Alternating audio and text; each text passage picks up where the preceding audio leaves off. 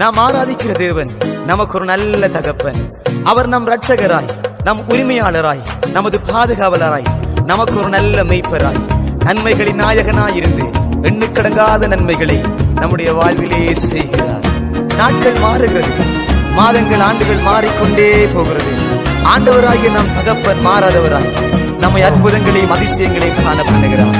அப்படிப்பட்ட தகப்பனுக்கு நன்றியுள்ள உணர்வோடு நன்றி நன்றி என்று நன்றி சொல்லுவோமா? நன்றி நன்றி நன்றி என்று நன்றி சொல்லுவேன். நாதன் இயேசுவுக்கு நன்றி சொல்லுவேன். நன்றி நன்றி நன்றி என்று நன்றி சொல்லுவேன். நாதன் இயேசுவுக்கு நன்றி சொல்லுவேன்.